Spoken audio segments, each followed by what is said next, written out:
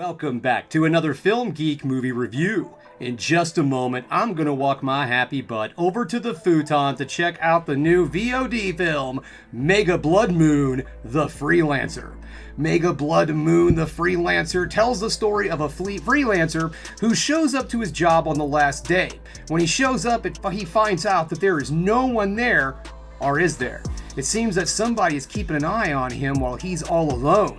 And it looks like this freelancer is going to have to fight for his life on his last day. This movie is co-written, directed, and starring Ben Floss. It's already also starring Liam Santa Cruz, Bo Hopkins, and Alicia Crook.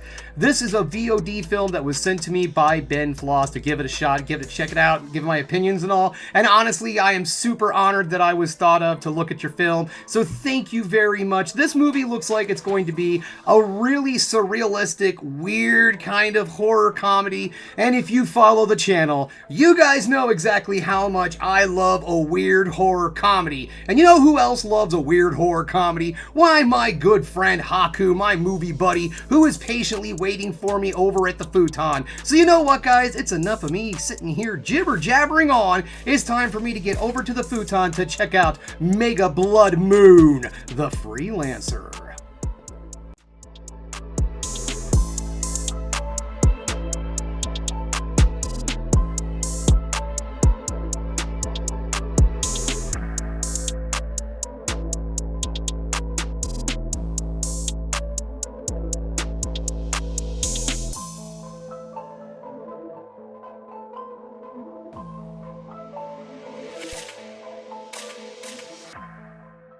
Just getting done watching Mega Blood Moon, The Freelancer. And guys, this was a unique little horror story here. Now, before I get things started, I want to give a shout out really quick. Actually, Haku wants to give a shout out really quick to Beans the Cat. He said Beans the Cat gave the most convincing performance in this entire film and thought that the character itself was extremely well written. It's been a long time since Haku has seen this much depth put into a feline character. So that's just something I had to say before we get things started. So let's get this started. Normally I have negatives and positives, but in all honesty, guys, I really don't have anything negative to say about this movie. I thought this was an extremely well-made, well-put-together film on a very low budget. And it does an excellent job of delivering in not just some really good scares, but some pretty good chuckles too. The first thing I want to talk about is the filming location. Now, this movie all takes place in one spot.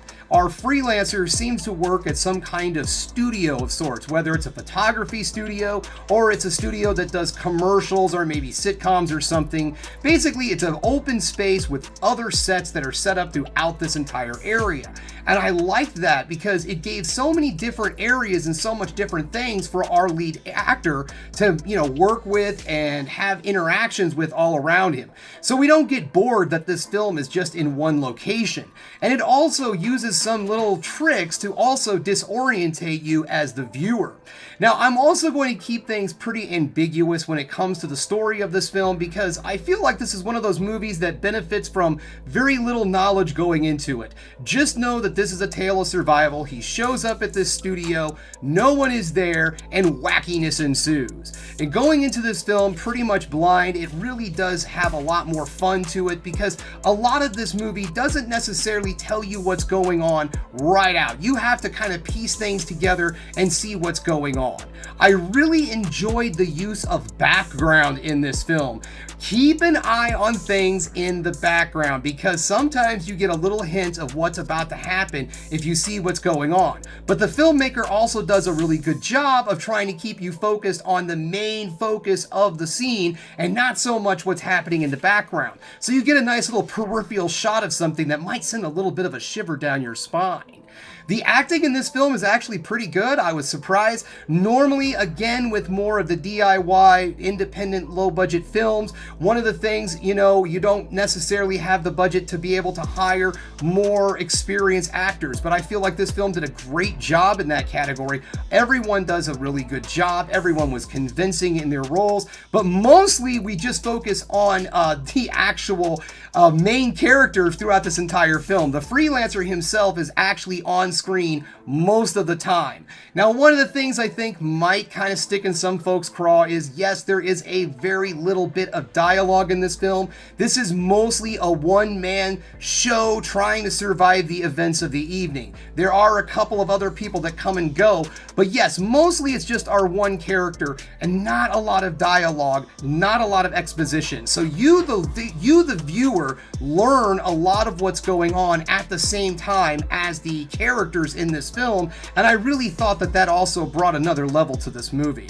The cinematography in this film is extremely well done.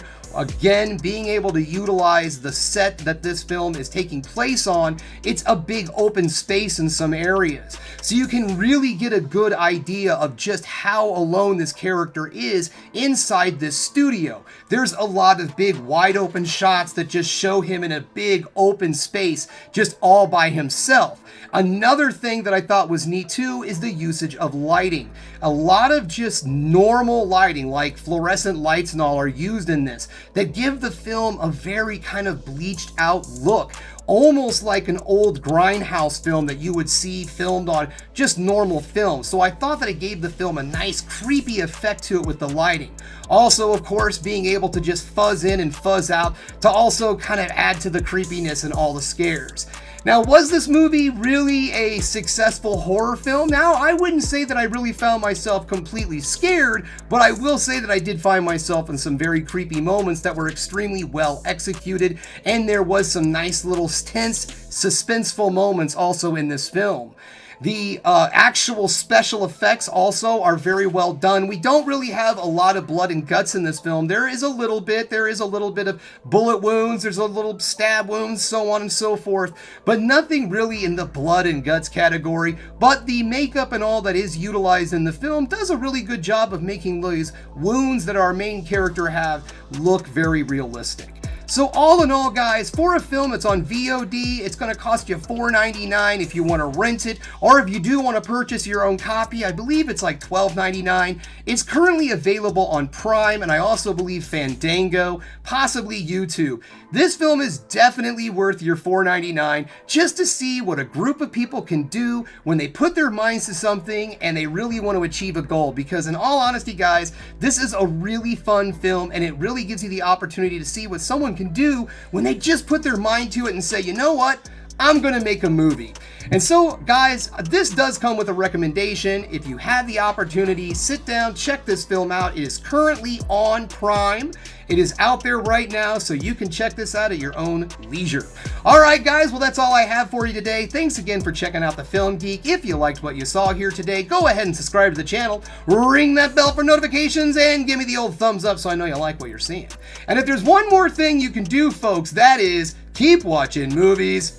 You know I'm gonna, go Royals!